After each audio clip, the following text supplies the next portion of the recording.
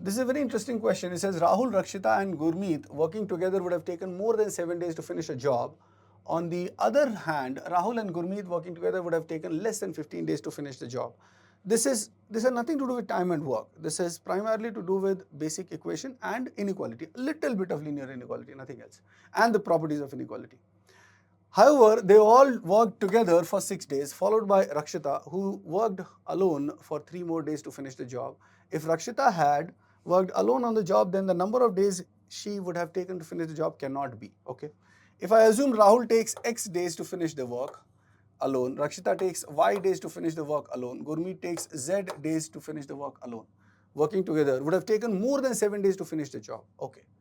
So 1 day work, if you look at it, it will be 1 by X plus 1 by Y plus 1 by 1 by Z. This is the 1 day work from this. And they should have taken more than 7 days. So the 1 day work from 7 will be 1 by 7. So if they're taking more than 7, then this net work should be more than 1 by 7. This should be less than 1 by 7, right? The speed should be less than 1 by 7, so that the time taken is more than 7, right? On the other hand, Rahul and Gurmeet, Rahul is X days, Gurmeet is Z days, working together would have taken less than 15 days, okay?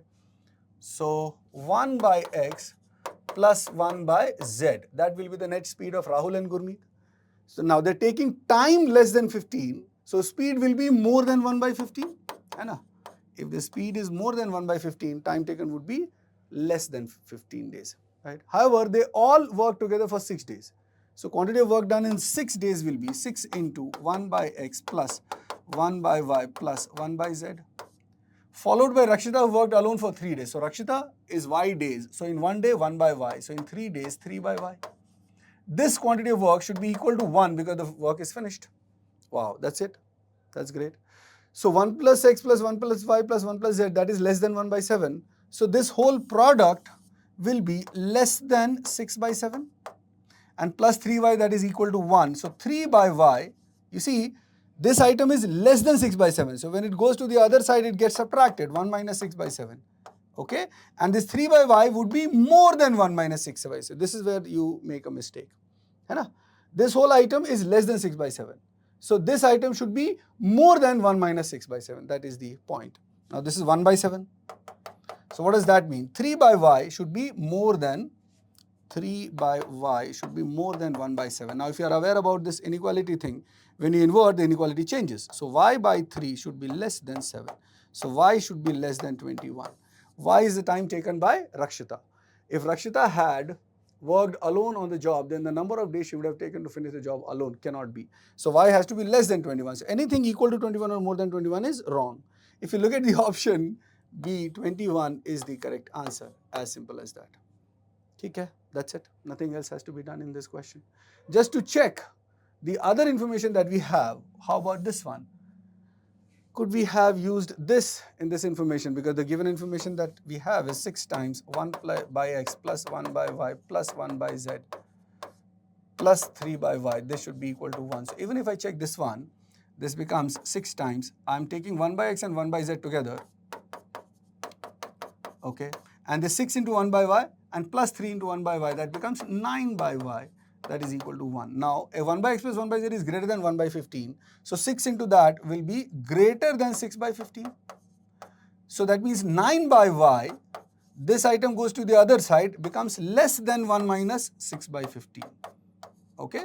This is more than 6 by 15. So when it goes to the other side, this item becomes less than 1 minus 6 by 15. So this becomes 9 by 15. So what do we have? 9 by Y is less than 9 by 15. So 9 and 9 cancel and we have 1 by Y less than 1 by 15. So when you invert again, it will become Y greater than 15. On inversion, the inequality changes. So Y should be greater than 15, Y should be less than 21. So anything that is equal to or less than 15 is wrong. Anything that is equal to or greater than 21 is wrong. So 17, 16, 20, they are all valid. 21 is not. So answer of the question is B, because we want to know which one of them cannot be. This one is a very beautiful question. It says Anil mixes cocoa with sugar in the ratio 3:2 to prepare mixture A and coffee with sugar in the ratio 7:3. So there is a mixture A in which we have cocoa and sugar in the ratio 3:2, and there is a mixture B in which we have coffee and sugar in the ratio 7:3. He combines mixtures A and B in the ratio 2:3. Okay, so the volume ratio is given 2:3. So before you go ahead, 3 and 5, their sum is 5. 3 and 2, the sum is 5. 7 and 3, the sum is 10. Take LCM of 5 and 10. Is there any problem that we have? 3 and 2, that is 5. Okay, and this is, no, this is fine. 7 and 3, 10. So 5 and 10, LCM is 10. So you take 10 into 2, 20 ml of this one. And you take 10 into 3, 30 ml of this one. Oh wow. So eventually what happens is you take any value which is a multiple of 10 here and work with that. It doesn't matter, you will get the correct answer. For example, even if I take, instead of 10, if I take 30 or 100 or 3000, it doesn't matter. We are going to get the same thing. It's just that we take LCM of 5 and 10 so that we can take multiple of that value with 2 here and with 3 here, so that the quantities taken are in the ratio 2:3, right? So that it is easier to divide. So 20 ml, divide in the ratio 3:2. How will you do that? It will become 3 plus 2, 5, 4. So 3 4s are 12 ml cocoa and 2 4s are 8 ml sugar. Similarly, divide 30 in the ratio 7:3. 3s are, so 21 ml coffee and 9 ml sugar. So total sugar is 8 ml and 9 ml, that is 17 ml. So sugar percentage, question is to make a new mixture C. So how is C prepared? Mixing both of them. So the C total quantity will be 20 plus 30, that is 50 ml. In that, sugar is 8 plus 9, that is 17 ml. Is that correct? Did we do it correctly? So 10 2s are, so in 20 we have this percent of sugar in this drink. Now, and in that drink we are also mixing equal amount of milk. So with C we are also mixing milk, equal amounts of 50 ml. So there is a new drink completely. So the final drink volume is 100 ml. Wow. And in that, sugar is 17 ml. So what is sugar percentage? So sugar percentage will be 17 divided by 100 into 100. Wow. So it is 17%. That's great. So option D, 17 is the correct answer. This question says the population of a town in 2020 was 100,000. The population decreased by Y% from the year 2020 to 2021 and increased by X% from the year 21 to 22, where X and Y are two natural numbers. If population in 22 was greater than the population in 20 and the difference between X and Y is 10, then the lowest population in town in 2021 was. Okay, we don't need actually 100,000. So we can use, instead of 100,000, let's use 100 only, right? 2020, the population is 100. Suppose it has decreased by, we can always use unitary method in the end, doesn't matter. So 100 minus Y%, it will become 100 minus Y. I'm using 100 for the convenience of calculation. Then it should become more than 100, right? That is what the question is saying. In 2022, the population should become more than 100 by increasing by X%. That is what the question is about. Okay. Now, even if I take it as 100, so let's work with 100 first. Okay. So this 100 minus Y to 100, the increment is Y. So the increment percentage increase should be equal to Y divided by 100 minus Y into 100. This should be equal to X, right? And the difference between X and Y is 10. X and Y is 10. So X has to be equal to Y plus 10. X has to be more, of course. X has to be a higher percentage change. Q, because the base will be smaller for X. For Y, the base was 100. For X, the base is 100 minus Y. So X clearly has to be more than Y. So instead of X, put Y plus 10 and cross multiply. So we have 100Y is equal to 100 minus Y into Y plus 10. 100 minus Y goes to the other side, Y plus 10. Now simplify this, it will become 100Y equal to 100Y plus 1000 minus y square minus 10y. So 100y cancel, and we have y square plus 10y minus 1000 is equal to 0. Don't forget, y is a percentage change and y has to be a number. Okay, y, so minus y percent, y has to be a value, positive value, right?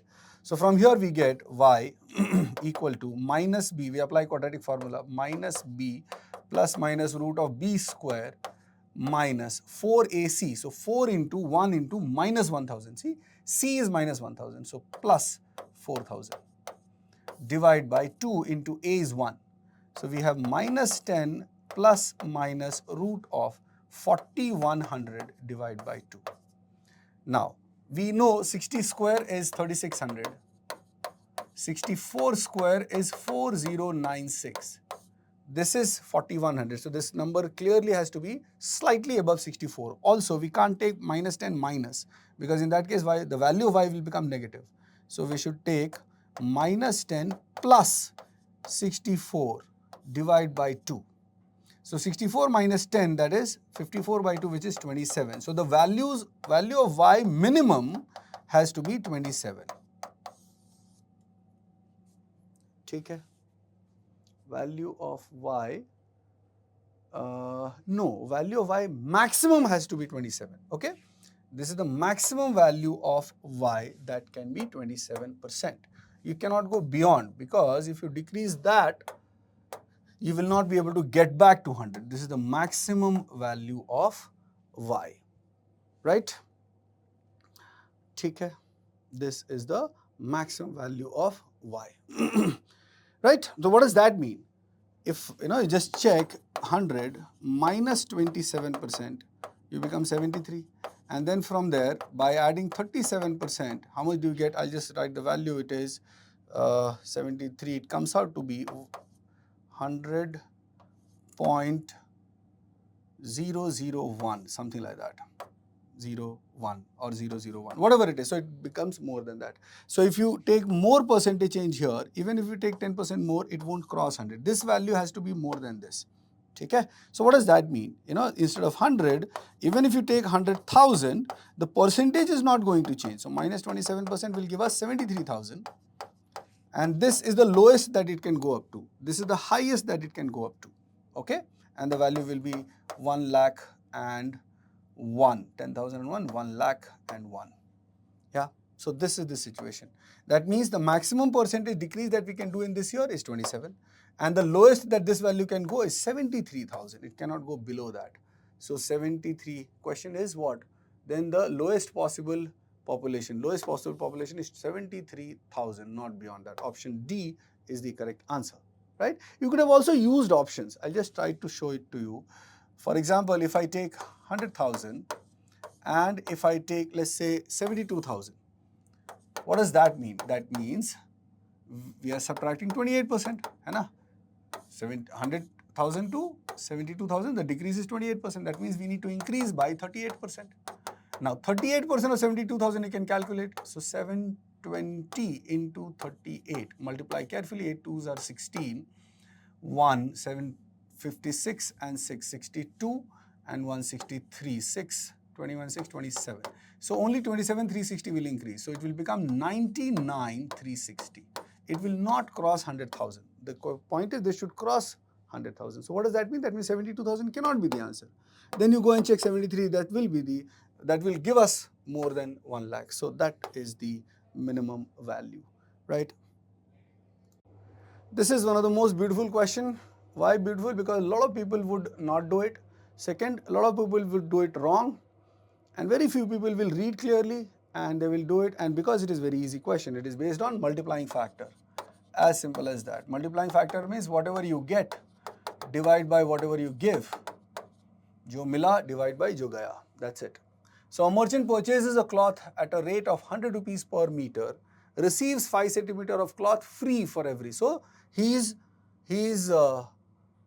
purchasing. Purchasing means he is getting cloth, giving money. So giving money 100, getting cloth 105. So getting 105, giving 100.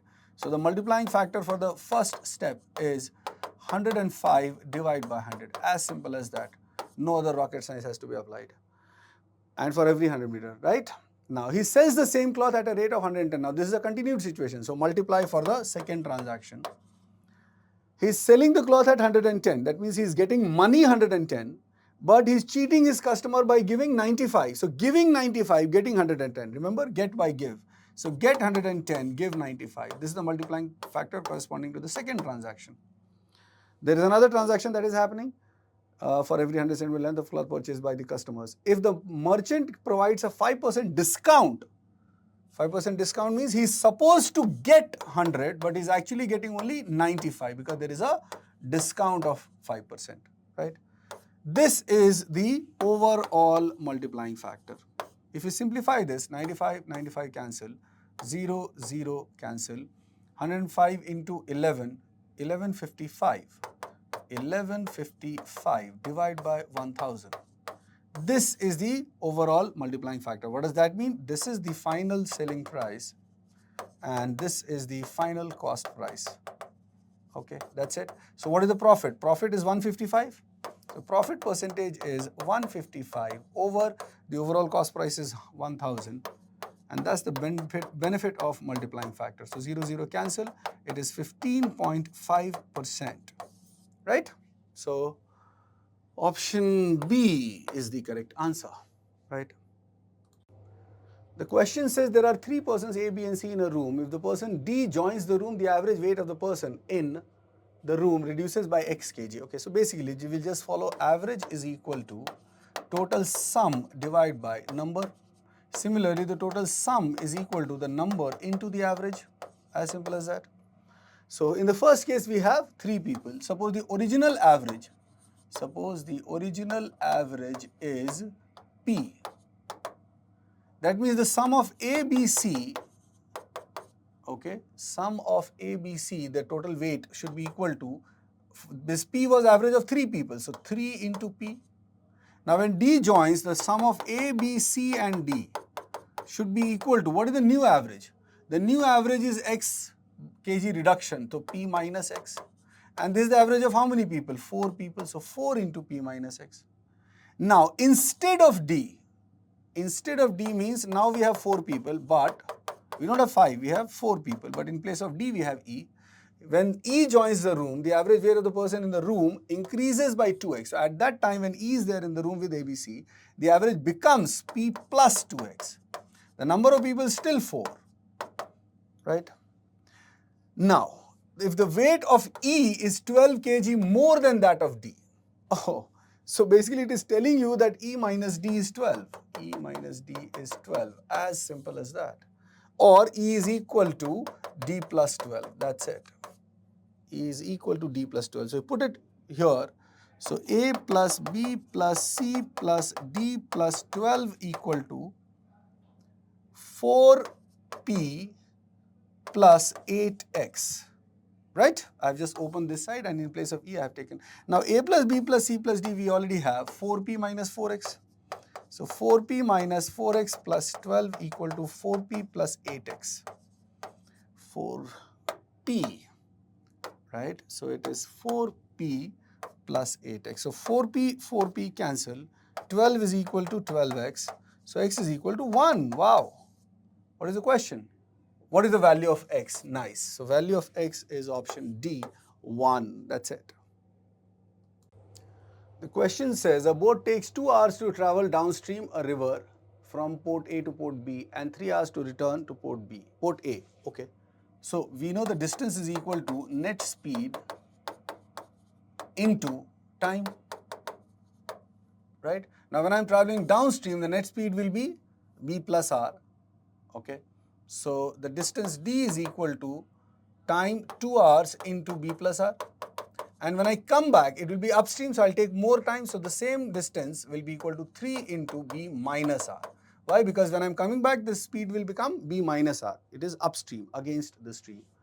Another boat, okay, so there is another boat which takes total of 6 hours to travel from port B to port A. Okay, we don't know the breakup of that 6 hours. So what we'll do is distance D divided by, suppose the speed of the second boat is B2. So B2 plus R going and B2 minus R coming. No, actually B2 minus R, D upon B2 minus R is going and b upon d2 plus r is coming back, right? Doesn't matter. The net, whether you write it here or here, doesn't matter. This should be equal to 6. Now from here, first of all, if you open this, it is 2b plus 2r is 3b minus 3r. So 3b minus 2b, that is b. And 2r plus 3r, that is 5r. So we have b equal to 5r. If you put in any one of them, the distance will be equal to 5r plus r, 6 into 2, 12r. So one thing that we have is distance equal to 12r. All right. So d I put, okay, I take d common. First of all, simplify this. In denominator, we will have b2 plus r into b2 minus r, that is b2 square minus r square. And numerator will be b2 minus r plus b2 plus r. b2 minus r and b2 plus r, so 2b2. That is equal to 6. And d itself is 12r. So I'll put 12r here and cross multiply. So 12r into 2b2 is equal to 6b2 square minus 6r square. Can we do something? Yeah, we can divide by 6. So it becomes 2 into 2, 4b2r, 6 common and cancel, is b2 square minus r square. Right. So now there are two ways. Either you directly take it as a quadratic for b2, or do you divide by r square and then you create a quadratic. I will directly take it as a quadratic. I'll write it as a quadratic equation, just for purpose of understanding. I'm taking b2 as x. So this equation will look like 4xr equal to x square minus r square, right? So I'll bring everything to the same side. X square minus 4xr minus r square equal to 0. So look at it carefully. A is 1, B is minus 4r, and C is minus r square, right? So we have x will be equal to minus b, so minus of minus 4r, that is 4r, plus minus root of b square, that is 16r square, okay, minus 4ac, so minus 4 into 1 into minus r square, so plus 4r square, divide by 2a, that is 2 into 1, that is 2. So this x is equal to 4r. Now this is 16 plus 4, 20r, 20r is 2 root 5r, plus minus 2 root 5r, divide by 2. Now the value of speed, x is what? The speed of b2. So that cannot be negative. So I cannot take 4r minus 2 root 5 because 2 root 5 is more than 4. So it has to be 4r plus 2 root 5r divide by 2. So 2 cancel and r common. We will get 2 plus root 5. Oh, this is the speed of the second boat. Now what is the question? The question is saying how much time is taken by the slower boat, that is this one, to travel from port A to B. Initially it was going from B to A and then A to B. No, that's the tricky part. Be careful. We have downstream, okay, just be careful. Downstream is from A to B. Downstream is from A to B. So this has to be A to B and this is B to A. Downstream is A to B and B to A. So we want A to B, that means this one, D upon B2 plus R. So B2 is equal to 2R plus R root 5. I need D upon B2 plus R. And value of D in terms of R is 12R. Divide by B2 plus R. B2 is this one, that is R into 2 plus root 5 plus R. So R common and cancel, we have 12 divided by 2 plus root 5. From here R is gone, so we are left with 1. So it is 12 divided by 3 plus root 5. Rationalization, yes. So multiply by 3 minus root 5 upar and niche. So we will have 12 into 3 minus root 5 divided by 3 plus root 5 into 3 minus root 5, that is a plus b into a minus b. A square minus b square, 3 square is 9, 9 minus 5, 4. 4 cancels 12, 3 times. So the final answer of the question will be 3 into 3 minus root 5. This much time. Okay. 3 into 3 minus root 5, do we have an option? Yes, option A is the correct one. Right? The question says a fruit seller has a stock of mangoes, bananas and apples with at least one fruit of each type. At least one fruit of each type. Okay. At the beginning of a day, the number of mangoes make up 40%. 40% is 2 by 5 as a fraction. Okay. That day he sells half of the mangoes, 96 bananas and 40% of the apples. So again 2 by 5 and half is 1 by 2. So I should choose a number that is a multiple of 5 and 2, that is 10, LCM 10. and we don't know the number. So let's say the total fruit number is 10x, right? So mangoes will become simply 4x. So total of bananas and apples should be 6x. Okay. So suppose we have bananas as y. So A would become 6x, apple would become 6x minus y, right? This is the status in the morning. Now, sold items. Sold items are what? At the end of the day, he ends up selling 50% of the fruits. And that day he sold half of the mangoes. Half of the mangoes means 2x, 96 bananas, and 40%, that means 2 by 5 of 6x minus y. Right. So this 2x plus 96 plus 2 by 5, 6x minus y, this should be equal to half of the total fruit, that is 5x. Very good. So we have 2x goes to the other side, becomes 3x. So 96 plus, open this, it is 12 by 5x minus 2 by 5y, and that is equal to 5 minus 2, that is 3x. This 12x by 5 also goes to the other side. So 96 plus, not plus, we have 96 equal to 12 by 5 subtract, so 3x minus 12 by 5x plus 2 by 5y, okay? Or we could have simply multiplied by 5. Anyways, doesn't matter. So 96 into 5 is 480 equal to 5 into 3, 15 minus 12, 3x plus 2y. Oh, that's great. So we have 3x plus 2y equal to 480. Right. 3x plus 2y equal to 480. What all things that you can observe from here? Even number, even number. So x has to be even. This is a multiple of 3, this is a multiple of 3. So y has to be a multiple of 3. These things are very clear. What else? Y has to be more than 96. Y has to be more than 96. So we have used everything that we have. We haven't used this one. Number of apples you see is 6x minus y. 6x minus y. Okay, can we do something about that? 6x minus y. So replace any one of them from here. Let's say x, 3x is equal to 480 minus 2y. So x is equal to, divide by 3, 160 minus 2 by 3y. Put it here. Or 3x, put it here. Whatever way you want, you can do that. So this will become 6 into 160 minus 2 by 3y minus y. So this becomes 960 minus 6 into 2 by 3 is 4y minus y. So 960 minus 5y. This is the number of apples. And every item has to be at least 1. Right? So this has to be greater than 0. Okay, so 960 has to be greater than 5y. So 192 has to be greater than y. If we divide by 5, or y is less than 192. Oh, so we have y greater than 96 and y less than 192. And we have y as a multiple of 3. Wow, so many information. 192 itself is a multiple of 3. So the last value of y will be last value of y. Y can be equal to 96, that is okay. So y values will be from 96 to less than 192, the last multiple of 3 would be 189. This is the complete range of y.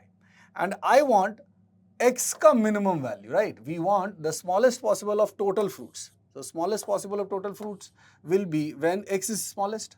So for x to be minimum, y should be maximum. So y maximum value is 189. Put y equal to 189 there. So 3x plus 2 into 189, 360, 378. That is equal to 480. So 3x is equal to 480 minus 378, 102. So x equal to 34. Wow. So if x is 34, then 10x will be equal to 340. So the lowest number of total number of fruits will be 340. So answer of this question should be 340. So this was a difficult question, okay?